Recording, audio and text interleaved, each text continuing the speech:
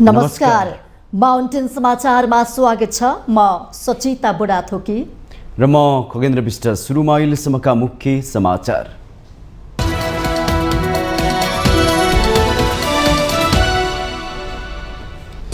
खाद्य तथा कृषि संगठनको फूड सिस्टम 2023 स्टकिङ मोमेन्टमा प्रधानमन्त्री प्रचण्डको सम्बोधन। विद्यालय खाजा कार्यक्रमबाट 33 लाख विद्यार्थी लाभान्वित भइरहेको उल्लेख।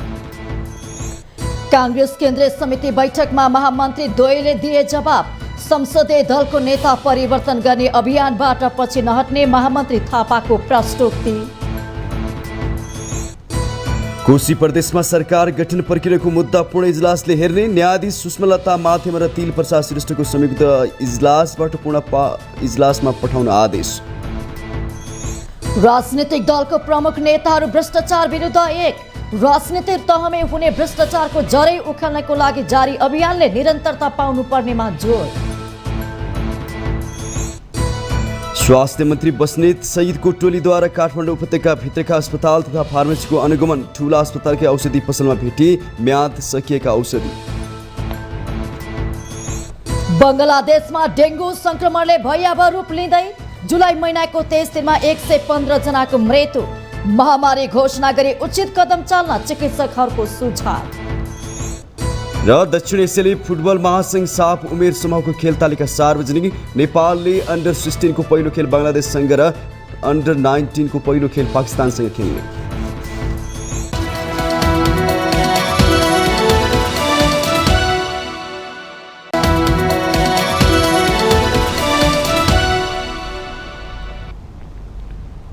अब समाचार विस्तारमा। प्रधानमन्त्री पुष्पकमल दाहाल प्रचण्डले खाद्य तथा कृषि संगठनको मुख्यालय इटालीको रोममा आयोजित युनाइटेड नेसन फूड सिस्टम 2023 स्कटिङ मोमेन्टलाई सम्बोधन गर्नु भएको छ। प्रधानमन्त्री प्रचण्डले अति कम विकसित मुलुकको अध्यक्षको हैसियतमा सोमबार सम्मेलनमा सम्बोधन गर्दै नेपालमा लागू गरेको विद्यालय खाजा कार्यक्रम विद्यार्थीको स्वास्थ्य र समग्र शैक्षिक सुधारमा निकै प्रभावकारी भएको उल्लेख गर्नुभयो। विद्यालय खाजा कार्यक्रम नेपालको एउटा सफल कार्यक्रम भएको भन्दै प्रधानमन्त्री प्रचण्डले यसबाट नेपालमा हरेक दिन 33 लाख विद्यार्थी लाभान्वित भइरहेको पनि बताउनु भएको छ। प्रधानमन्त्रीले यसको परिणाम स्वरूप विद्यार्थी भर्नामा वृद्धि, नियमित उपस्थिति र शैक्षिक सुधार जस्ता फाइदा देखा परेको उल्लेख गर्नुभयो।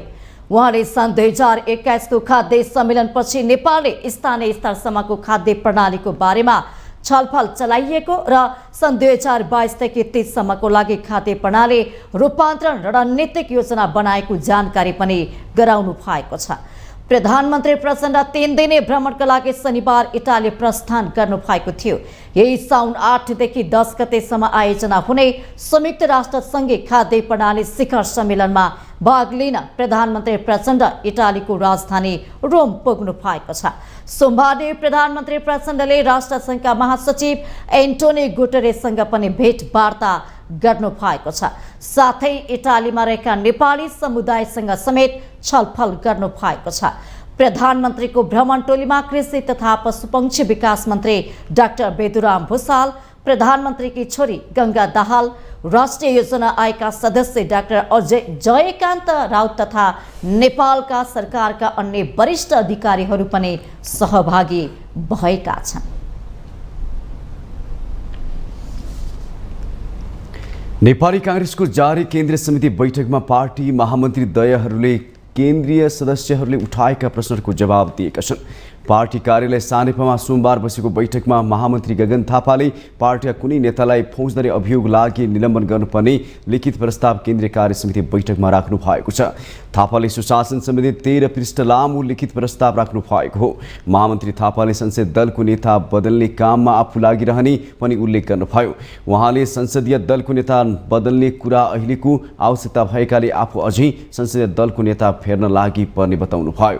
पार्टी सभापति शेरबहादुर देउवाले 5 पटक प्रधानमन्त्री बनिसकेकाले अर्को नेता पार्टीको संसदीय दलको नेता बनोस् भनेर आह्वान गर्ने अपेक्षा राखेको पनि महामन्त्री थापाको भनाइ थियो।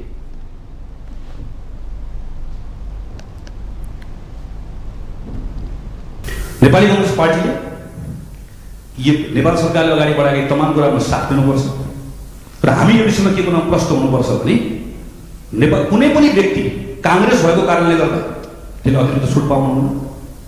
कुनै पनि व्यक्ति काङ्ग्रेस भएको कारणले गर्दा उसले अतिरिक्त भारी पनि बोक्ने अवस्था हुँदैन।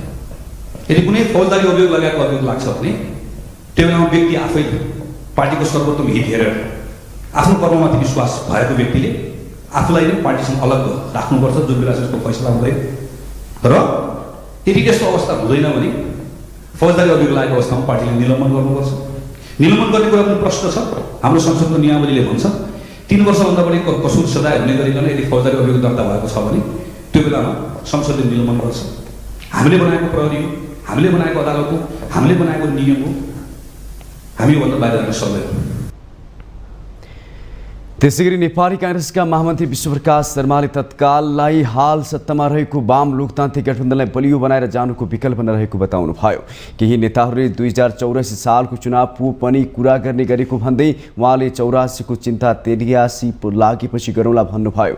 महामन्त्री शर्माले राजनीतिको रूपान्तरणका लागि एक्जिट पोलिसीको आवश्यकता रहेको औँल्याउनुभयो। राजनीतिक दलहरूले एक्जिट पोलिसी बनाएको खण्डमा राष्ट्रपति, प्रधानमन्त्री, मन्त्री र सांसदहरू भइरहने प्रवृत्तिको अन्त्य हुने भन्दै उहाँले राजनीतिमा उमेर नभई एजेन्डा महत्त्वपूर्ण हुने प्रश्न पार्नुभयो। त्यो एक्जिट पोलिसी भनेको के हो भने यदि त्यो एक्जिट पोलिसी समयमा थियो भने आदरणीय सभापतिले धेरै वर्ष अगाडि राजनीतिबाट रिटायरमेन्ट लिनुहुन्थ्यो। अलि अगाडि एउटा लहर चलेको थियो, नेपालको राजनीतिलाई रूपान्तरण गर्नुपर्छ भने के गर्नुपर्छ भन्दा 70 वर्ष नागेका सबैलाई बिदा गर्नुपर्छ भनेर चाहिँ लहर चलेको थियो। 70 वर्ष नागेकालाई बिदा गर्नुपर्छ भनेर चल्दै गर्दाखेरि मलाई याद छ मैले भने राजनीतिमा एज होइन एजेन्डाको कुरा हुन्छ। म आलोचित पनि भएँ। त्यसबेला नेकपा एमाले त्यसलाई ग्रहण पनि गर्यो। उपसभापति एवं रक्षा मन्त्री पूर्णबहादुर खड्काले काङ्ग्रेससँग गठबन्धन गर्दा नै माओवादीले समाजवादी मोर्चा बनाउने बताएको जानकारी दिनुभयो। उहाँले सरकारमा रहेका मन्त्रीहरूले पार्टीलाई क्षति हुने गरी कुनै काम नगर्न प्रतिबद्धता पनि जनाउनुभयो। काङ्ग्रेस केन्द्रीय समिति बुधबार पुनः बस्नेछ। बैठकमा सभापति देउवाले उठेका प्रश्नमा जवाब दिनुहुनेछ।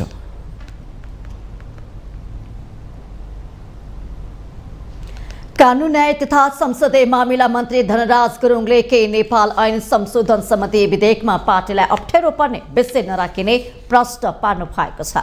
सोमबार काङ्ग्रेस केन्द्रीय समिति बैठकमा बोल्दै काङ्ग्रेस उपसभापति समेत रहनुभएका गुरुङले संसदमा आफूले पेश गरेको विधेयक हुबहु पारित गर्ने पक्षमा आफू पनि नभएको बताउनु भएको छ। उक्त विधेयकमा शान्तिपूर्ण राजनीतिमा आउने भनी सरकारसँग सम्झौता गरेका दल तथा समूहका व्यक्तिमाथि लागेका फौजदारी मुद्दा जुनसुकै तहमा रहे पनि फिर्ता लिन सक्ने प्रावधान राखिएको छ। विधेयकको उक्त व्यवस्था गलत रहेको भन्दै काङ्ग्रेस केन्द्रीय समिति बैठकमा विरोध पनि भएको थियो। उपसभापति गुरुङले कानून मन्त्रीको हैसियतमा आफूले विधेयक प्रतिनिधि सभामा दर्ता गरेको भन्दैमा त्यसमा भएका सबै विषयमा सहमति रहेको भन्न नमिल्ने उल्लेख गर्नु भएको छ। उक्त विधेयकमाथि प्रतिनिधि सभामा छलफल भएर विवादित विषय हटाउन सकिने उहाँको तर्क छ। प्रधानमन्त्री भएको बेलामा यो विधेयक राष्ट्रपति कार्यालयमा पुगेको थियो। तर त्यो विधेयक, यो विधेयक भनौँ अथवा त्यो विधेयक भनौँ, ओली सरकार, ओलीको नेतृत्वमा ओली प्रधानमन्त्री भएको बेलामा जुन अध्यादेश महामहिम, तत्कालीन महामहिम राष्ट्रपतिबाट अध्यादेश जारी भएको थियो त्यसमा हुबहु ठ्याक्कै लिएर आएको पनि हो। मन्त्री गुरुङले काङ्ग्रेसका नेता कार्यकर्ताहरूले अरू दलका नेताहरूको कुरा सुनेर आफ्नो आलोचना गरिरहेको बताउनु भएको छ। कोशी प्रदेशमा सरकार गठन प्रक्रियाको मुद्दा सर्वोच्च अदालतको पूर्ण इजलासले छिनोफानो गर्ने भएको छ। सर्वोच्च अदालतका न्यायाधीश सुषमा लथा माथेमा र तिलल प्रसाद श्रेष्ठको संयुक्त इजलासले सोमबार यस्तो आदेश दिएको हो। कोशी प्रदेश प्रमुख परशुराम खापुङलाई प्रतिवादी बनाएर पूर्व मुख्यमन्त्री हिक्मत कार्कीले दिएको रिटमाथि सुनवाई गर्दै उक्त मुद्दा अब सर्वोच्चको पूर्ण इजलासबाट निराकरण गरिने सर्वोच्चको आदेशमा भनिएको छ। प्रस्तुत निवेदनको विषयवस्तु हेर्दा जटिल कानुनी प्रश्न समावेश भएको देखिएको र त्यसको निराकरण पूर्ण इजलासबाट हुन उपयुक्त देखिएकोले सर्वोच्च अदालत नियमावली 2074 को नियम 23(2) ग बमोजिम साउन 9 गते पूर्ण इजलासमा पेश हुने गरी पेशी तोकी नियम बमोजिम पेश गर्नु भनी सर्वोच्चको आदेशमा उल्लेख छ। कोशी प्रदेशमा सरकार गठनको क्रममा सभामुख बाबुराम गौतमको पनि हस्ताक्षर सङ्कलन गर्दै पक्षधरता देखाइएपछि सरकार गठन प्रक्रियामाथि नै प्रश्न उठेको हो। सभामुख स्वयंले पक्षधरता देखाएपछि नवगठित सरकारले अवैध भन्दै पूर्व मुख्यमन्त्री कार्कीले सर्वोच्चमा रिट दिनुभएको थियो। यस मुद्दामा पूर्ण इजलासले मङ्गलबारदेखि नै सुनवाई गर्नेछ। यद्यपि उक्त इजलासमा को हुनेछन् भन्नेबारे यकिन गरिएको छैन।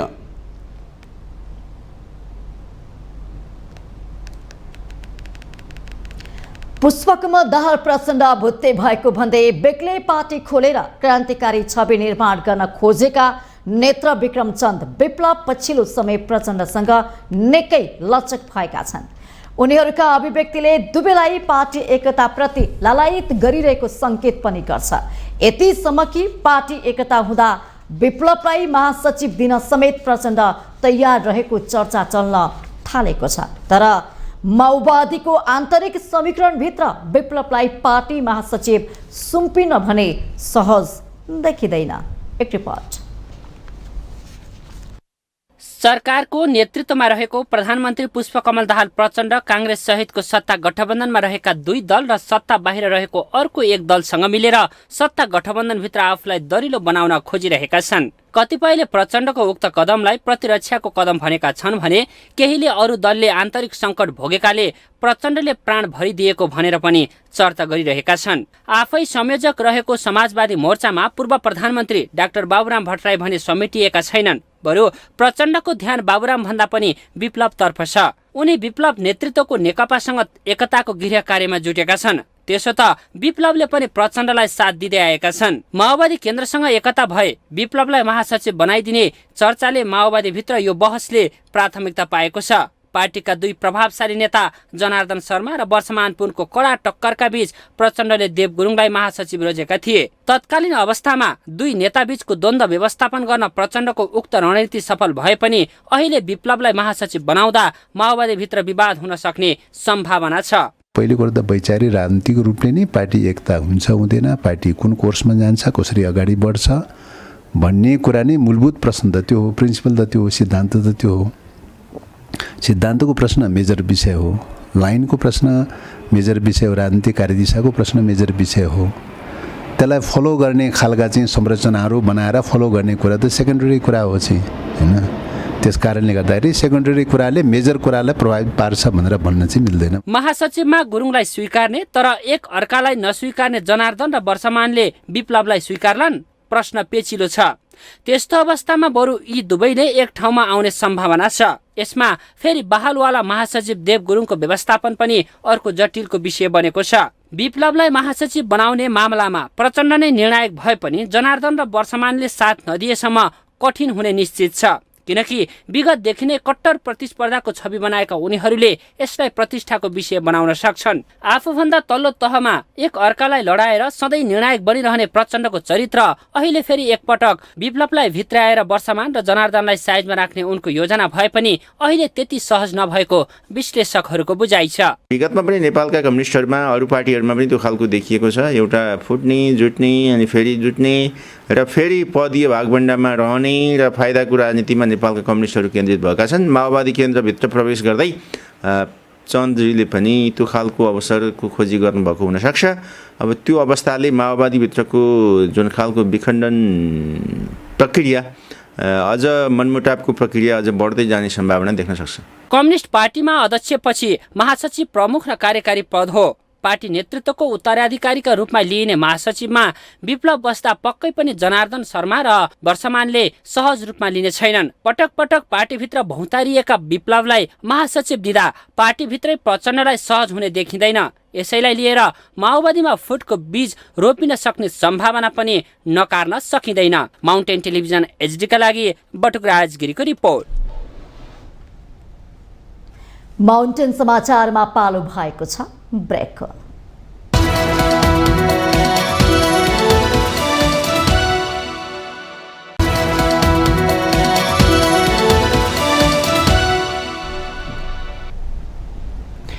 ब्रेकपछि स्वागत छ। अब बाँकी समाचार। राजनीतिक दलको प्रमुख नेताहरू भ्रष्टाचार विरुद्ध एक देखिएका छन्। सोमबार आयोजित समाजवादी यात्राको चुनौती भ्रष्टाचार र दण्डहीनता विषयको कार्यक्रममा नेताहरू भ्रष्टाचार विरुद्ध एक देखिएका हुन्। एक रिपोर्ट।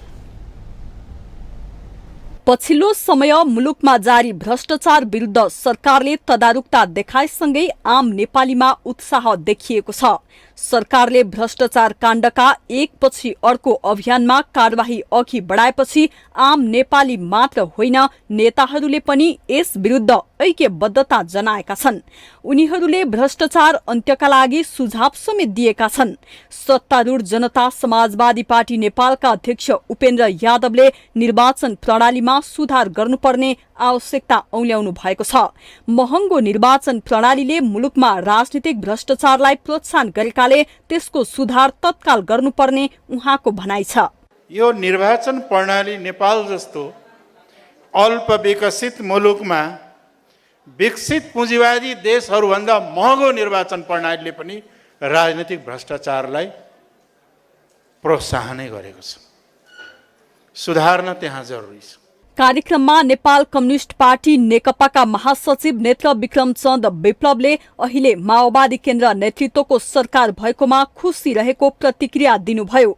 भ्रष्टाचार विरोधी अभियानमा माओवादी केन्द्रले नेतृत्व गरेको सरकारमा गृहमन्त्री नारायण काजी श्रेष्ठ हुनु, त्यसमा उपेन्द्र यादव सहितका दलहरू सहभागी हुनु खुसीको कुरा भएको विप्लवले उल्लेख गर्नुभयो। नेपाल कम्युनिस्ट पार्टी माओवादी केन्द्रको नेतृत्वमा सरकार छ। त्योमा हाम्रो उपेन्द्र यादव कमरेड पनि हुनुहुन्छ, अरू हाम्रो समाजवादी एकीकृत समाजवादी पनि सबै हुनुहुन्छ र एउटा लडाइँ जस्तो देखिएको पनि छ र राम्रो कुरा हो। सत्ता साझेदार नेकपा एकीकृत समाजवादीका उपाध्यक्ष राजेन्द्र पाण्डे र महासचिव घनश्याम भुसालले सरकारले भ्रष्टाचार काण्डका दोषीहरूलाई निर्ममतापूर्वक कार्यवाही गर्नुपर्नेमा जोड दिनुभयो।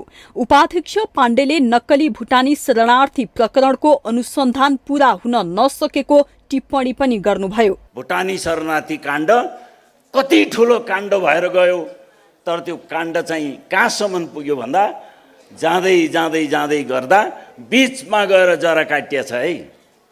बीचमा गएर जरा काटिया छ, त्यो पल्लो छेउसम्म पुगेन, त्यसको खोज खलास पुगेको छैन। त्यस हुनाले हामीले यस्ता काण्डहरूलाई खोज्ने र भ्रष्टाचारको जरैसम्म उखेल्ने कुरामा ध्यान दिन जरुरी छ। अहिलेका यी भ्रष्टाचार काण्डहरूका दोषीहरूलाई निर्ममतापूर्वक कारबाही गरियोस् ताकि अब जन्मिने लाइनमा रहेका भ्रष्टहरूको अहिले नै भ्रूण तुइयोस्, नजन्मिउन् तिनीहरू। कार्यक्रममा उपप्रधान तथा गृहमन्त्री नारायण काजी श्रेष्ठले भ्रष्टाचार विरुद्ध निष्पक्ष छानबिन गरी दोषीलाई कार्यवाही गर्ने प्रतिबद्धता जनाउनुभयो। स्वच्छ र निष्पक्ष ढङ्गले अनुसन्धानको प्रक्रिया अगाडि बढाइनेछ। त्यो अनुसन्धानले तथ्य प्रमाणको आधारमा जहाँसम्म जानुपर्ने गरी दोषीलाई फेला पार्न अगाडि बढ्नुपर्ने हो, त्यहाँसम्म पुग्छ।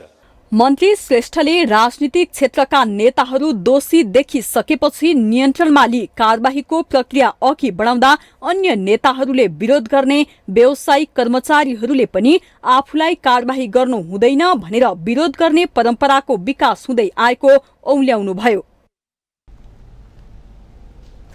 ललिता निवास जग्गा हिनामिना प्रकरणमा थप 2 जना पक्राउ परेका छन्। नक्कली मोही बनेर सरकारी जग्गा हडपेको आरोपमा नेपाल प्रहरीको केन्द्रीय अनुसन्धान ब्युरो CIB ले सोमबार सञ्जय कुमार महर्जन र सकुलाल नन्द महर्जनलाई पक्राउ गरेको SSP दिनेश आचार्यले बताउनु भएको छ। महर्जन 2लाई नक्कली मोही बनाएर रामकुमार सुवेदी, मैनबहादुर गुरुङ र शोभाकान्त ढकाल लगायतले सरकारी जग्गा हडपेको प्रहरीको आरोप छ। यसै प्रकरणमा आइतबार नापी कार्यालयका पूर्व कर्मचारी अरुण कुमार श्रेष्ठ पनि पक्राउ परेका थिए। यो प्रकरणमा जोडिएका पूर्व निर्वाचन आयुक्त सुधीर कुमार शाह, भाटबटेनी सुपरमार्केटका सञ्चालक मैनबहादुर गुरुङ लगायतका हालसम्म 19 जना पक्राउ परिसकेका छन्।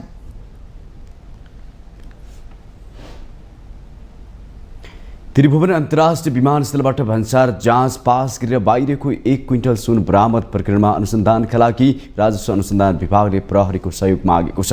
राजस्व अनुसन्धान विभागले सुन प्रकरणको छानबिनका लागि प्रहरीको सहयोग मागेपछि प्रहरी प्रधान कार्यालय नक्सालले एसपी कृष्ण पङ्गेनीलाई पठाउने निर्णय गरेको बताइएको छ। पङ्गेनी यसअघि उपत्यकाभित्र हुने गम्भीर प्रकृतिका अपराध अनुसन्धान गर्ने निकाय उपत्यका अपराध अनुसन्धान कार्यालयमा काम गरिसकेका अधिकृत हुन्। प्रधानमन्त्री तथा मन्त्री परिषदको कार्यालय मातहत रहेको राजस्व अनुसन्धान विभागले 1 क्विन्टल सुन बरामद गरेपछि त्यसबारे बुझ्न आइतबार गृहमन्त्री नारायण काजी श्रेष्ठ विमानस्थल भन्सार कार्यालय पुग्नु भएको थियो। त्यसक्रममा उहाँले राजस्व अनुसन्धान विभागका महानिर्देशक नवराज ढुङ्गाना, अध्यागमन विभागका महानिर्देशक झलक राम अधिकारी लगायतसँग छलफल गर्नु भएको थियो। त्यसपछि विभागले प्रहरी प्रधान कार्यालय नक्साललाई पत्राचार गरेर सहयोग मागेको स्रोतको भनाइ छ। मङ्गलबार हङकङबाट क्याथे प्यासिफिक एयरलाइन्स मार्फत आएको कम्तीमा 100 किलो सुन राजस्व अनुसन्धान विभागको टोलीले बरामद गरेको थियो। मोटरसाइकल र स्कुटरको ब्रेक सूभित्र लुकाएर ल्याएको सुन भन्सार जाँच पास गरेर विमानस्थलबाट बाहिरिएको थियो। यस प्रकरणमा संलग्नलाई पक्राउ गर्न विभागले सशस्त्र प्रहरी बल र नेपाल प्रहरीको विशेष ब्युरोको सहयोग लिएको थियो।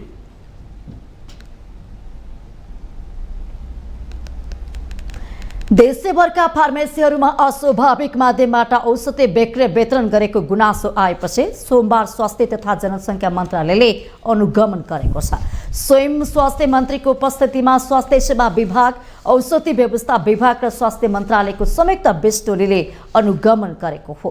त्यसक्रममा दर्ता नभई सञ्चालन गरिएको, सम्बन्धित फार्मासिस्ट नबसेको, गुणस्तरहीन म्याद गुज्रेका औषधि राखिएको, मेती नागेका औषधिको बिल बनाउँदा स्पष्ट नलेखेका र बेच्न नमिल्ने औषधि बेच्दै गरेको फेला परेको छ।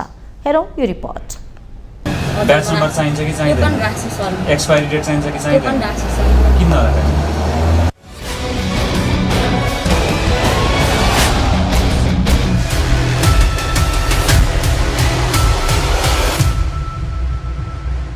फार्मासिस्टहरू जति उत्पादन भएका छन् यो देशमा त्योभन्दा झन्नै तेब्बर चाहिँ यहाँ फार्मासीहरू सञ्चालन भएका छन् र कतिपय फार्मासीहरू स्वीकृति पनि छैनन् भन्ने पनि गुनासो आएको छ। र स्वीकृति भएकाहरूमा पनि जुन फार्मासिस्टहरू राखिनु पर्ने हो, एक थरी फार्मासिस्टकै नाममा दर्ता भएका पसलहरू पनि दिउँसो अफिस जाने र चाहिँ दिउँसो आफू नभएको टाइममा आफ्ना परिवारका सदस्य वा अरू हायरमा लिएर मान्छे राखेर औषधि बेच्ने। एन्टिबायोटिक जस्तो गम्भीर चाहिँ यो औषधिहरू पनि खाली डाक्टरको प्रेस्क्रिप्सन बिना पनि दिन थाले भनेदेखि अब यसले त मानवीय स्वास्थ्यमा, मान्छेको स्वास्थ्यमा अथवा आधारभूत स्वास्थ्य सेवा चाहिँ मौलिक हक हो, नैसर्गिक अधिकार हो भनेर हामी संविधानमा लेखिरहेछौँ। तर यो क्षेत्रमा यो व्यथितिहरू छन् भन्ने व्यापक गुनासो आएको हुनाले र यो गुनासो यदि सत्य हो र छ भने त स्वास्थ्य क्षेत्रमा चाहिँ धेरै लापरवाही हो। त्यसलाई नियन्त्रण गर्नका लागि आज हामीले निरीक्षणको काम चाहिँ सुरु गर्न खोजेका हौँ। हामीले गोकर्णेश्वर र कागेश्वरी मनोहरामा करिब 7वटा फार्मेसी अनुगमन गर्दा सो फार्मेसीहरूमध्ये 2वटा फार्मेसीलाई चाहिँ हामीले सिलबन्दी गरियो र सो 2वटा गोगो फार्मेसी र आलोक मेडिकल भन्ने फार्मेसीहरूमा म्याद गुज्रेका औषधि तथा दुरुपयोग गर्ने खालका स्पासपेन, एन्टिकफ, ट्रुपेन लगायतका औषधिहरू बिक्री वितरण भइरहेको देखेकोले हामीले उक्त फार्मेसीहरूमा सिलबन्दी गरेका छौँ।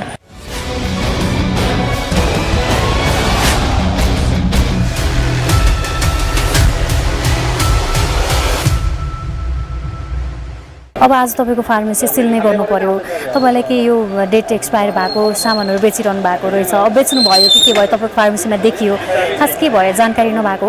एक्सपायर औषधि भएको भन्ने कुरा थाहा भइएन होइन, देखिएन छ होइन। अब नेक्स्ट टाइमदेखि यस्तो चाहिँ हुँदैन होइन। अब अर्कोचोटि चाहिँ यसरी नगर्नुपर्ने हो खासमा गर्नु त होइन, तर भइयो, मिस्टेकली भयो होइन। योभन्दा अगाडि पनि राखिराखेको थियो, मैले भनौँ न 22-23 वर्षदेखि गरिरहेको, पहिलेदेखि राखिरहेको थियो, अहिलेसम्म राखि नै राखेको हो। त्यो प्राय फार्मेसीहरूमा यो सामानहरू हुन्छ, देखिन्छ बेचिरहेको। अघिल्लोचोटि जो अनुगमनमा आउनुभएको थियो उहाँहरूले तपाईँहरूलाई भन्नु भएन? पेस्टकै बारेमा चाहिँ त्यति भने जस्तो लाग्दैन। यहाँ जति पनि सामान निकालेको छ भन्नु भएन? त्यस्तो ओआरएसको बारेमा मलाई जानकारी छैन अहिलेसम्म।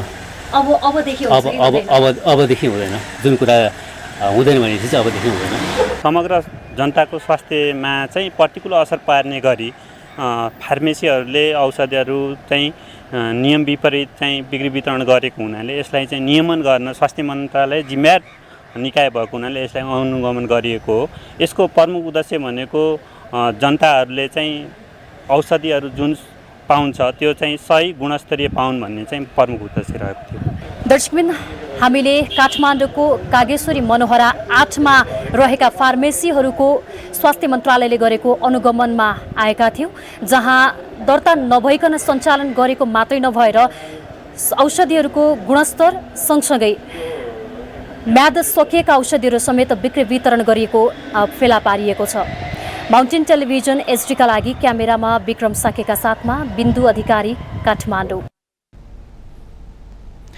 एमालेका उपमहासचिव प्रदीप कुमार गेवालीले माओवादी बहिर्गमित लडाकुहरूको मागलाई तत्काल सम्बोधन गर्न सरकारले दबाव दिनु भएको छ। पूर्व परराष्ट्र मन्त्री समेत रहनुभएका उपमहासचिव गेवालीले बहिर्गमित लडाकुहरूको मुद्दालाई अन्तर्राष्ट्रियकरण गरेर नेपालको सङ्क्रमणकालीन न्यायालय किजोनले काम हुन नदिने पनि सरकारले उनीहरूको मागलाई सम्बोधन गर्न ढिलाइ गर्न नहुने बताउनुभयो। सोमबार प्रतिनिधि सभाको कानुन न्याय तथा मानव अधिकार समितिको बैठकमा उहाँले बहिर्गमित लडाकुहरूलाई पनि लोकतान्त्रिक सम्मान दिएर उनीहरूको मागलाई सम्बोधन गर्ने प्रयास केपी ओली सरकारको नेतृत्वले सुरु गरे पनि वर्तमान सरकारले व्यवस्था गरेको भन्दै असन्तुष्टि व्यक्त गर्नुभयो। यो हिसाबले उनीहरू पनि द्वन्द्वबाट चाहिँ विभिन्न हिसाबले चाहिँ पीडामा मरेका छन्। उनीहरूलाई पनि कहीँ न कहीँ कुनै न कुनै हिसाबले चाहिँ सम्बोधन गर्नुपर्छ। एउटा द्वन्द्व प्रभावित एरिया सधैँ धेरै रोल्पा रुकुम जाजरकोट जस्ता ठाउँहरू चाहिँ द्वन्द्वबाट असाध्यै धेरै ठेलोठेलो परे, गाउँका गाउँ त्यसमा चाहिँ समस्यामा परे। त्यसले गर्दा विकासको दृष्टिले उनीहरू पछाडि परेका छन्। राज्यले त्यस क्षेत्रलाई पनि स्पेसल एउटा ध्यानमा राखेर विकास निर्माणको सामाजिक रूपान्तरणको, सामाजिक सुधारको, रोजगारी सृजनाका योजनाहरू बनाउन सक्ने थियो। बैठकमा कांग्रेसका सांसद राजेन्द्र कुमार केसीले बेपत्ता पारेको व्यक्तिको छानबिन, सत्य निरूपण तथा मेलमिलाप आयोगको म्याद अब एक पटक भन्दा बढी थप गर्न नहुने बताउनुभयो। दुवै आयोगको विश्वसनीयताका लागि पनि अब धेरै पटक म्याद थप गर्न नहुने उहाँको तर्क थियो।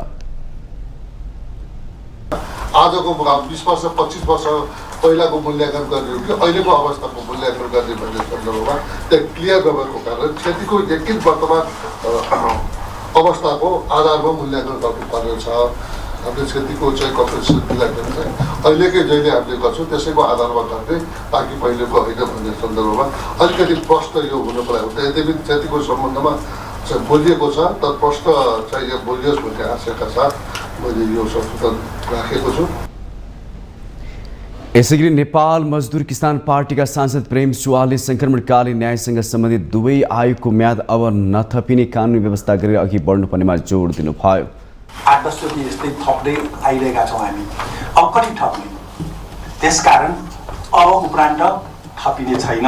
किन भन्दाखेरि 64 सालको संविधान सभा पनि सर्वोच्च अदालतले 69-69मा अब म्याद थप्ने छैन भनेर फैसला गरेपछि मात्र भङ्ग भयो भने, नत्र 2-2 वर्ष 1-1 वर्ष थप्दै केही संविधान सभा कति अगाडि बढ्ने होला।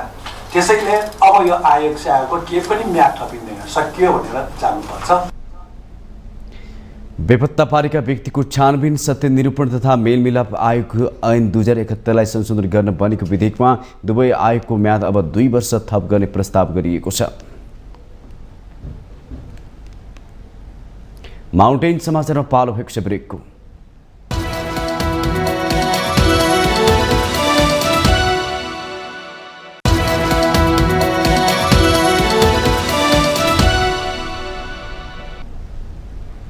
ब्रेकपछि पुनः स्वागत छ। अब बाँकी समाचार। अर्थमन्त्री डाक्टर प्रकाश शरण महतले चालू आर्थिक वर्षको लागि राष्ट्र बैंकले ल्याएको नयाँ मौद्रिक नीतिले अर्थतन्त्र चलायमान हुने विश्वास व्यक्त गर्नु भएको छ।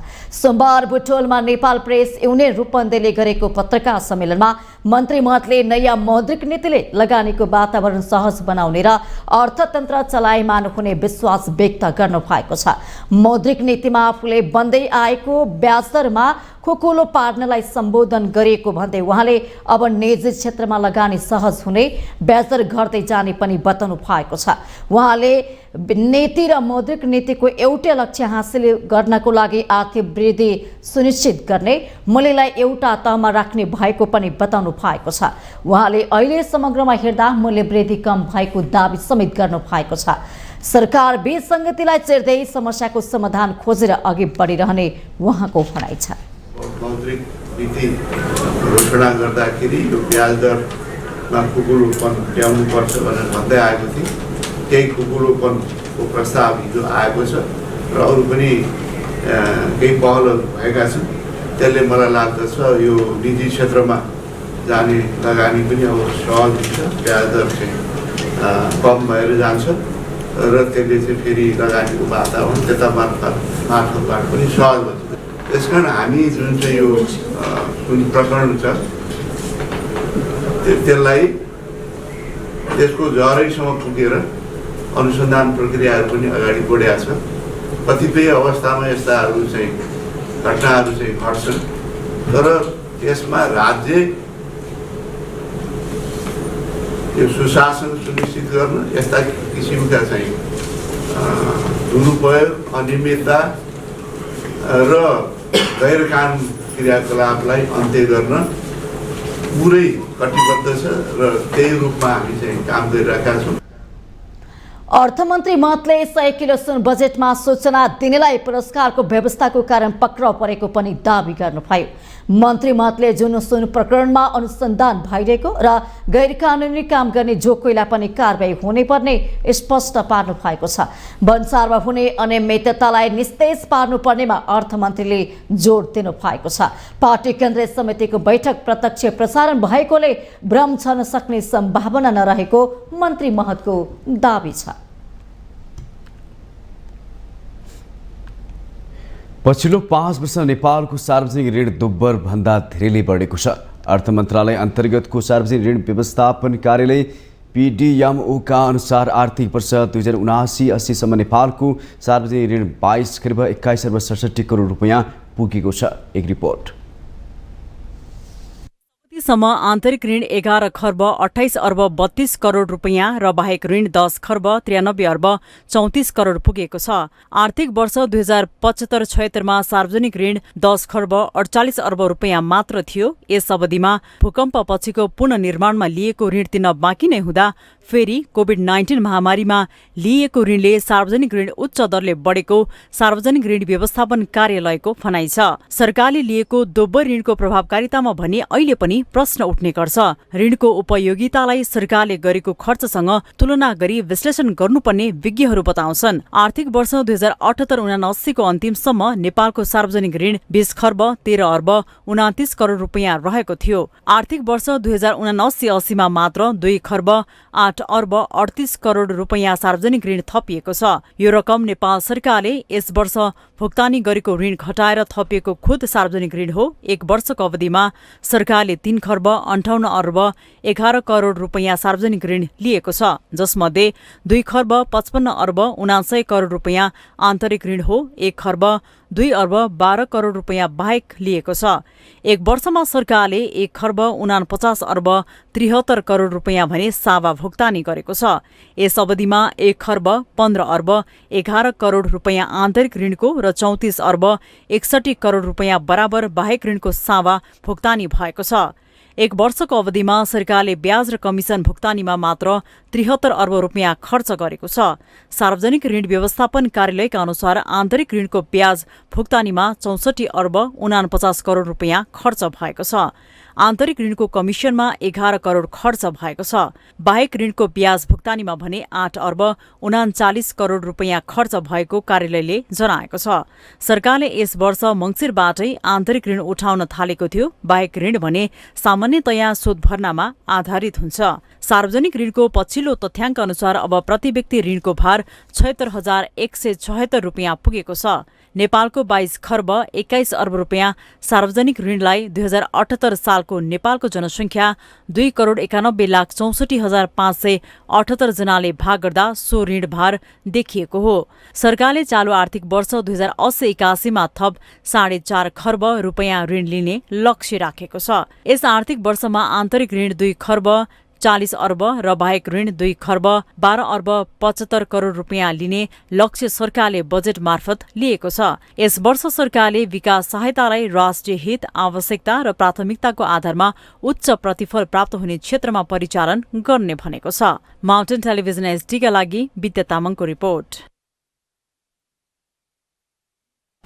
भौतिक पूर्वाधार तथा यातायात मन्त्री प्रकाश ज्वालाले सार्वजनिक खरिद ऐन विकास मन्त्री बन्न नसकेको टिप्पणी गर्नु भएको छ। मन्त्री ज्वालाले मुलुकको विकासको गतिलाई सार्वजनिक खरिद ऐनले अवरुद्ध गरेको भन्दै समय अनुकूल संशोधनमा जोड दिनु भएको छ। विकास निर्माणसँग जोडिएका अन्य ऐन कानुनहरूलाई पनि परिमार्जन गर्नुपर्ने उहाँको भनाइ छ। मन्त्री ज्वालाले सार्वजनिक खरिद ऐन संशोधन गर्न सरकारले तयारी गरिरहेको पनि जानकारी दिनु भएको छ।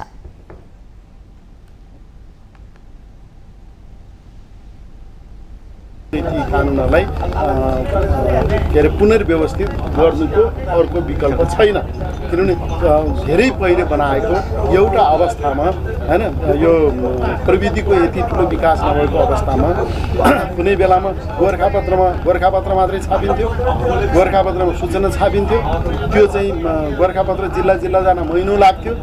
त्यो स्थिति हेरेर बनाइएको चाहिँ ऐन थियो नि त। आज त हामीले चाहिँ कुनै सूचना चाहिँ अपलोड गर्न बित्तिकै 1 मिनेटमा संसारभरि जानकारी हुन्छ। अब 35 दिनको निम्ति सूचना निकालेर बसेर हुन्छ र हैन। त्यसै कारण चाहिँ त्यो एकदम पुरानो भइसक्यो। यो अब लो बिडिङ विकास निर्माणका योजनाहरू अप्ठ्यारोमा पर्ने एउटा मुख्य कारण छ। कुनै एउटा योजना 1 करोडको छ भने 70% चाहिँ बिलो जान्छ। 70 लाख चाहिँ घटेर 30 लाखमा 1 करोडको काम हुन्छ हैन। अकल्पनीय कुरा हो नि। मन्त्री ज्वालाले निर्माण व्यवसायहरूले उठाएका माग सम्बोधन गर्न आफ्नो मन्त्रालयबाट सबै प्रयास भएको दावी गर्नुभयो। प्रब्लम छ यो भुक्तानीको समस्या हाम्रो समस्या होइन, भुक्तानीको समस्या अर्थ मन्त्रालयको समस्या हो। प्रष्ट रूपमा भन्न सक्छु मैले, हाम्रो मन्त्रालयबाट हुन सक्ने गर्न सक्ने सबै प्रयत्नहरू भएका छन्। हामीले चाहिँ त्यो भुक्तानीका निम्ति चाहिँ माग गरेर पठाएका छौँ, रकमान्तरको निम्ति माग गरेर पठाएका छौँ, विकल्पहरू दिएका छौँ, उपायहरू दिएका छौँ। अर्थ मन्त्रालयमा म आफै मन्त्री, सचिव, डिजी, कर्मचारीहरू हैन धाइरहेका छौँ। त्यहाँ चाहिँ धर्ना बसेका छौँ हैन। अनुनय विनय अनुरोध अनेक चाहिँ प्रयत्न हामीले गरेका छौँ। त्यसैले केही त बजेट चाहिँ अब फुकुवा भयो, त्यो चाहिँ हामी अब भुक्तानी गरि नै हाल्छौँ। उहाँले मन्त्रालयको बजेट घटे पनि आर्थिक वृद्धिमा टेवा पुर्याउने आयोजनाहरूमा बजेट कमी हुन नदिने प्रतिबद्धता जनाउनु भएको छ। देशभर वर्षायाम सुरु भएसँगै रगत सङ्कलन कम हुन थालेको छ। रगत सङ्कलन र आपूर्ति गर्दै आएको संस्था केन्द्रीय रक्त सञ्चार सेवाका अनुसार साउनदेखि मङ्सिर महिनासम्म खेतीपातीमा संलग्न हुने र चाडपर्व पनि यही अवधिमा पर्ने भएकाले रगत सङ्कलनमा कमी हुने गरेको हो। बर्सातको समय सुरु भएदेखि मङ्सिर पुससम्म दैनिक करिब 800 युनिट मात्रै रगत सङ्कलन हुने केन्द्रीय रक्त सञ्चार सेवाको तथ्याङ्क छ। अन्य समय भने नेपालमा दैनिक 1100 युनिटसम्म रगत सङ्कलन हुने गरेको छ। गत आर्थिक वर्षमा केन्द्रीय रक्त सञ्चार सेवातर्फ 33,485 युनिट रगत सङ्कलन भएको र 54,123 युनिट रगत वितरण भएको पाइएको छ। देशभर दैनिक 1,200 युनिट रगत आवश्यक पर्छ। हाम्रो गत वर्षको डेटाहरू हेर्ने हो भने दिनको 1,200 जति रगतहरू चाहिँ आवश्यक पर्छ। त्यो भनेको वर्षको चाहिँ 4.5 लाख युनिट जति रगतहरू आवश्यकता पर्दछ। स्थानहरू छ त्यसमा चाहिँ हाम्रो 49वटा त्यस्तो छ। त्यस्तै गरेर हामीले चाहिँ हस्पिटलहरूसँग सहकार्यमा कतिपय स्थानहरूमा गरिराखेका छौँ। समग्रमा हेर्ने हो भने 100वटा जति चाहिँ सङ्कलन केन्द्रहरू चाहिँ रेड क्रसले म्यानेज गरिराखेको छ, प्रत्यक्ष अप्रत्यक्ष। यो समग्रमा हेर्दाखेरि चाहिँ हाम्रो 86% जति क्याम्पबाट सङ्कलन भएको रगत वितरण हुन्छ भने 14% जति चाहिँ अहिले शोध भर्नामा आधारित छ। देशभरका 120वटा रक्त सञ्चार सेवामा हाल 2,62,481 नियमित रक्तदाता छन्। नेपालमा कुल जनसङ्ख्याको 0.9% मात्रै नियमित रक्तदाता छन्। यो सङ्ख्या 1.5% पुर्याउन सके नेपालमा रगतको अभाव नहुने केन्द्रीय रक्त सञ्चार सेवाको आकलन छ। सेवाले 18 वर्ष उमेर पुगेपछि जन्मदिन महोत्सव रक्तदान गरेर मनाऊ भन्ने अभियानलाई पनि अघि बढाएको छ। पछिल्लो तथ्याङ्क अनुसार नेपाल रेड क्रस सोसाइटीबाट देशभर एक वर्षमा 2,83,170 युनिट रगत सङ्कलन र 3,52,919 युनिट रगत वितरण हुने गरेको छ।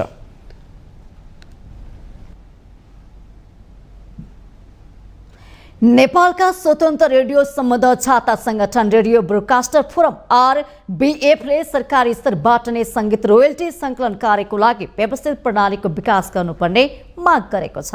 सङ्गठनले सोमबार ललितपुरमा पत्रकार सम्मेलन गर्दै सङ्गीत रोयल्टी सङ्कलन समाजले आफ्नो सहमति कार्यान्वयन नगरेको तथा वितरण प्रणाली पारदर्शी र व्यवस्थित नगरेको भन्ने सर्जकहरूकै गुनासो रहेकाले सरकारी स्तरबाट नै रोयल्टी सङ्कलनलाई व्यवस्थित बनाउनु पर्ने माग गरेको छ।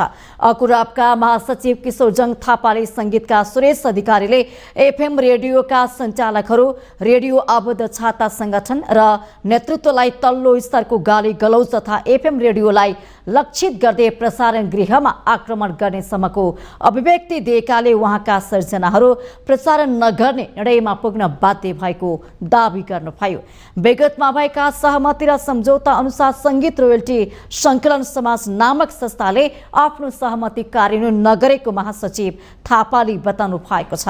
उहाँले समग्र सर्जक र स्वतन्त्र रेडियोहरूबीच नङ र मासु जस्तै सम्बन्धमा दरार आउन नदिन प्रतिबद्ध रहेको जिकिर गर्नुभयो। यता केही सर्जकबाट सामाजिक सञ्जालका माध्यमबाट आम स्रष्टाहरू माझ भ्रम सिर्जना गर्ने कार्य भइरहेको प्रति हाम्रो गम्भीर ध्यानाकर्षण भएको छ। विगतमा भएका सहमति र सम्झौता अनुसार सङ्गीत रोयल्टी सङ्कलन समाज नामक संस्थाले आफ्नो सहमति कार्यान्वयन नगरेको तथा वितरण प्रणाली पारदर्शी र व्यवस्थित नगरेको भन्ने सर्जकहरूकै गुनासो रहेकाले सरकारी स्तरबाटै सङ्गीत रोयल्टी सङ्कलन कार्यका लागि व्यवस्थित प्रणाली नभएसम्म पूर्ववत सहमति अनुसार रोयल्टी तिर्न बाध्य नहुने समेत स्पष्ट पार्दछौँ। सङ्गीत रोयल्टीलाई व्यवस्थित पारदर्शी र सर्वस्वीकार्य बनाउन गरेका प्रयासलाई नराम्रो नेतले गलत प्रचार गरे स्रष्टाहरू माझ भ्रम सृजना गर्ने कार्य भइरहेको प्रति आफूहरूको ध्यानाकर्षण भएको रेडियो ब्रोडकास्टर फोरमले जनाएको छ। हामीसँग आर्थिक अन्तर्राष्ट्रिय र खेल समाचार बाँकी नै छन्। माउन्टेन समाचारमा पालो भएको छ ब्रेक।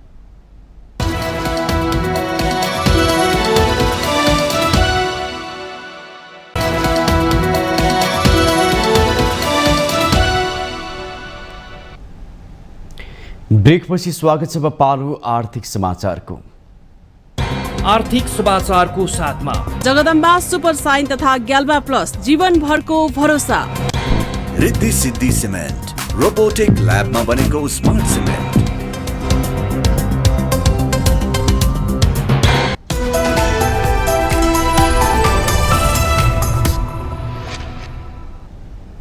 निजी क्षेत्रले नेपाल राष्ट्र बैंकले ल्याएको चालु आर्थिक वर्ष 2080-81 को मौद्रिक नीतिले आफूहरूको मनोबल कमजोर बनाएको भन्दै निराशा प्रकट गरेको छ।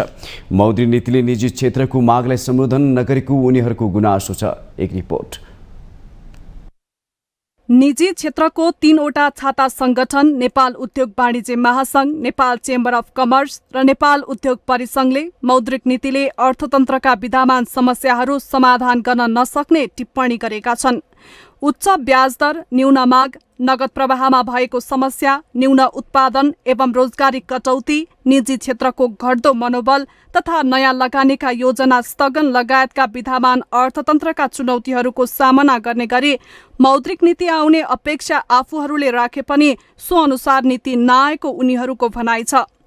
मौद्रिक नीतिको कार्यदिशा अर्थतन्त्रलाई चलायमान बनाउन सजगतापूर्वक लचिलो मौद्रिक नीति ल्याएको भनिए पनि यसले लिएका प्रावधानले त्यसलाई पुष्टि गर्न नसक्ने निजी क्षेत्रको दाबी छ।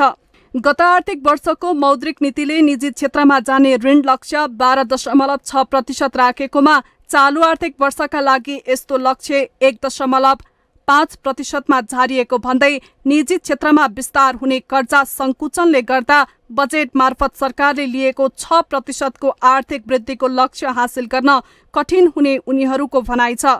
नेपाल उद्योग परिसंघका अध्यक्ष राजेश कुमार अग्रवालले चालु आर्थिक वर्षको मौद्रिक नीतिले अर्थतन्त्र चलायमान गराउन नसक्ने ठोक्वा गर्नुभयो। उहाँले निजी क्षेत्रले अपेक्षा गरे अनुरूपको मौद्रिक नीति नआएको भन्दै अहिले अर्थतन्त्रको समस्या समाधान गर्न ब्याज घटाउनेतर्फ मौद्रिक नीति केन्द्रित हुन नसकेको उल्लेख गर्नुभयो। 11.5% कर्जा विस्तारको लक्ष्यले 6% आर्थिक वृद्धिको लक्ष्य पूरा हुन नसक्ने अध्यक्ष अग्रवालको भनाइरहेको छ। हैन, मिसयुज भयो, अनप्रोडक्टिभ क्षेत्रमा गयो, शेयरमा गयो, घर जग्गामा गयो भनिरहेछ। तर अब त्यो कुरामा पनि निजी क्षेत्रलाई दोष दिनुभन्दा पनि यो मोनिटरिङको काम त ब्याङ्कको थियो, ब्याङ्कले हेर्नुपर्छ र सम्पूर्ण निजी क्षेत्रले त्यो कर्जाको दुरुपयोग गरेको छैन। बजेट र मोनेटरी पोलिसीको सामञ्जस्य नमिलेकै अवस्था छ। अघिल्लो पनि जुन 8% को वृद्धि लिँदाखेरि र हाम्रो झन्डै 2% को हाराहारीमा आर्थिक वृद्धि आइरहेछ, त्यसको कारण पनि यो आर्थिक र फिस्कल र मोनेटरी पोलिसीको सामञ्जस्यता नभएको हो। र अहिलेको जुन मोनेटरी पोलिसी आएछ त्यसलेबाट पनि हामीले यो 6% को आर्थिक वृद्धि हासिल हुन्छ जस्तो लागिरहेको छैन। नेपाल चेम्बर अफ कमर्सका अध्यक्ष राजेन्द्र मल्लले गत वर्षभन्दा यो वर्षको मौद्रिक नीति केही मात्रामा खुकुलो आएको भए पनि ब्याज दरमा कुनै सम्बोधन नभएको बताउनुभयो। उहाँले अहिलेको मुख्य समस्या नै ब्याङ्कको ब्याज दर चर्को भएको भन्दै मौद्रिक नीतिमा आधार दरमा कुनै सम्बोधन नभएको टिप्पणी गर्नुभयो। वित्तीय स्रोतलाई उत्पादनशील क्षेत्रमा प्रवाह गराई आन्तरिक उत्पादन क्षमता अभिवृद्धि गर्ने भनिए पनि समग्र उत्पादनमूलक क्षेत्रका लागि के सुविधा दिने भन्ने प्रश्न नभएको उहाँको तर्क रहेको छ। अर्थ चलायमानको लागि चाहिँ जुन सरकारको जीडीपी ग्रोथ 6% गर्ने भन्ने छ, त्यसको लागि चाहिँ एउटा अर्थतन्त्र स्वतस्फूर्त चलायमान हुनुपर्छ र चाहिँ अर्थतन्त्रमा चाहिँ राजस्व वृद्धि हुने कार्यविधि आउनुपर्छ र चाहिँ जुन किसिमको एउटा ब्याज दर सम्बन्धी अझै पनि ठोस एउटा प्रभावकारी चाहिँ नीति आउन सकेन र महँगी ब्याज दरमा अर्थतन्त्र चलाउन कठिन छ र चाहिँ यसले गर्दाखेरि जीडीपी ग्रोथमा चाहिँ इम्प्याक्ट पनि पर्छ र चाहिँ हाम्रो जुन एउटा गएको असार मसान्तसम्मको चाहिँ हेर्दाखेरि मोटामोटी 5 खरब चाहिँ अधिक तरलता रकम छ भनेदेखि त्यो चिज कर्जा प्रवाह गरेर व्यवस्थित गर्ने कुरामा अझै पनि चुकेको अवस्थामा छ। पहिलो आवासीय घर कर्जाको सीमा 1.5 करोडबाट वृद्धि गरी 2 करोड पुर्याउने, अमेरिकी डलर सट्टाही सुविधा 2500 पुर्याउने, शेयर धितो कर्जा, रियल स्टेट तथा हायर पर्चेज कर्जाको जोखिम भार घटाउने निर्णय सकारात्मक रहेको निजी क्षेत्रले बताएको छ। अब पालो अन्तर्राष्ट्रिय समाचारको।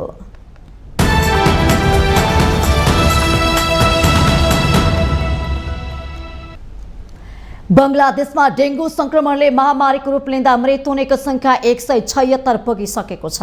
तीमध्ये 14 वर्ष मुनिका बालबालिकाको संख्या 31 रहेको छ। यो वर्ष सुरु भए ता पछिल्लो जुलाईको 23 दिनको अन्तरालमा 115 जनाको मृत्यु भएको छ, जबकि अघिल्लो वर्ष सोही अवधिमा मृत्यु हुनेको संख्या 29 पुगेको थियो। पछिल्लो बुधबार पनि एकै दिन मृत्यु हुनेको संख्या 19 पुगेको छ, जुन यस वर्षकै उच्च मृत्युदर भएको रेकर्ड गरिएको छ। बंगलादेश सरकारले आधिकारिक रूपमा घोषणा नगरे पनि दक्षिणी एसियाली स्वास्थ्य विज्ञहरूले त्यहाँ डेङ्गीले महामारीको रूप लिएको बताएका छन्। यही वर्ष मात्र झन्डै 33,000 डेङ्गीका बिरामीहरू अस्पताल भर्ना भएका छन्। बंगलादेशमा यसअघिका वर्षहरूमा अगस्त सेप्टेम्बरमा सबैभन्दा धेरै डेङ्गीका बिरामी अस्पताल भर्ना हुने गरेको तथ्याङ्क पनि छ। पछिल्लो अवस्थाबारे पनि विज्ञहरूले चिन्ता व्यक्त गर्दै डेङ्गीले अझै जोखिम न्यूनताउन सक्ने भन्दै सचेत गराएका छन्। यसैबीच स्वास्थ्यविदहरूले संक्रमणलाई नियन्त्रणमा लिन सरकारले महामारी घोषणा गर्नुपर्ने र रोकथामको लागि तत्कालै कदम चाल्नुपर्ने सुझाव दिएका छन्। साथै वरिष्ठ चिकित्सकहरूसँग सहित बङ्गलादेश मेडिकल एसोसिएसनले देशमा स्वास्थ्य सङ्कटकाल घोषणा गर्दै नयाँ कदम चाल्नको लागि सरकारलाई सुझाव दिएका छन्। डेङ्गुका कारण बङ्गलादेशका हजारौं बालबालिकाहरू प्रभावित भएको बताइएको छ। यससँगै आम समुदायमा रोगलाई लिएर त्रास पनि फैलिएको छ। विशेष गरी राजधानी ढाकामा हरेक दिन मृत्युका खबरले सामाजिक सञ्जालमा महत्त्व पाएका छन्। अन्तर्राष्ट्रिय सञ्चार माध्यमका अनुसार सामाजिक सञ्जालमा मृत्युका खबर र तस्बिर तीव्र रूपमा आउनाले पनि आम समुदायमा रोगप्रति त्रास फैलिएको छ। विशेष गरी अभिभावकहरू बालबालिकाको सम्भावित अवस्थालाई लिएर चिन्तित बनेका छन्। अब पालो खेल समाचारको।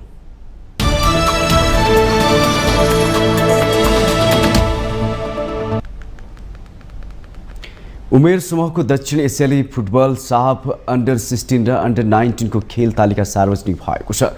दक्षिण एसियाली फुटबल महासङ्घले सार्वजनिक गरेको तालिका अनुसार नेपालले अन्डर 16 को पहिलो खेल बङ्गलादेशसँग र अन्डर 19 को पहिलो खेल पाकिस्तानसँग खेल्ने भएको छ।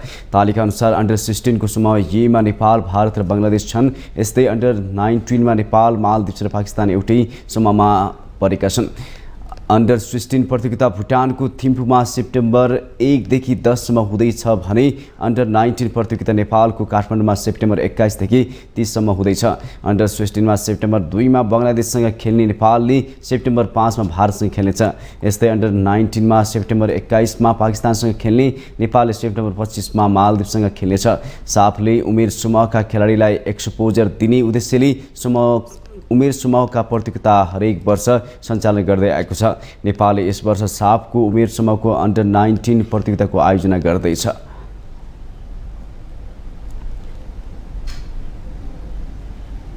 माउन्टेन समाचारमा पालो भएको छ ब्रेकको।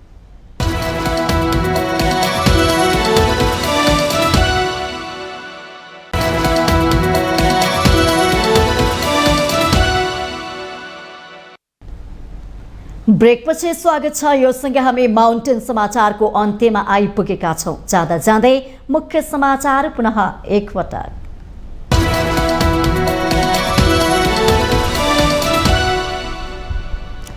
खाद्य तथा कृषि संगठनको फूड सिस्टम 2023 स्कटी मोमेन्टमा प्रधानमन्त्री प्रचण्डको सम्बोधन। विद्यालय खाजा कार्यक्रमबाट 33 लाख विद्यार्थी लाभान्वित भइरहेको उल्लेख। कांग्रेस केन्द्रीय समिति बैठकमा महामन्त्री दैले दिए जवाब। संसदीय दलको नेता परिवर्तन गर्ने अभियानबाट पछि नहट्ने महामन्त्री थापाको प्रश्नोक्ति। कोशी प्रदेशमा सरकार गठन प्रक्रियाको मुद्दा पूर्ण इजलासले हेर्ने। न्यायाधीश सुषमा लता माथेमा र तिलप्रसाद श्रेष्ठको संयुक्त इजलासबाट पूर्ण इजलासमा पठाउन आदेश। राजनीतिक दलको प्रमुख नेताहरू भ्रष्टाचार विरुद्ध एक राजनीतिक तहमै हुने भ्रष्टाचारको जरै उखाल्नका लागि जारी अभियानले निरन्तरता पाउनुपर्नेमा जोड। स्वास्थ्य मन्त्री बस्नेत सहितको टोलीद्वारा काठमाडौँ उपत्यकाभित्रका अस्पताल तथा फार्मेसीको अनुगमन। ठुला अस्पतालका औषधि पसलमा भेटिए म्याद सकिएका औषधि।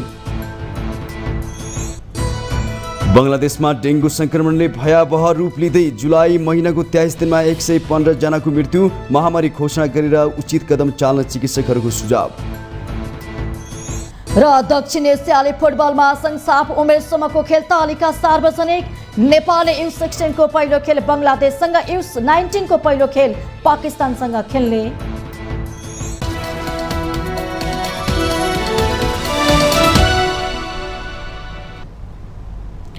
माउन्टेन समाचार अहिले सकियो। सत्य, तथ्य र निष्पक्ष समाचारका लागि माउन्टेन टेलिभिजन HD हेर्दै रहनुहोला। नमस्कार।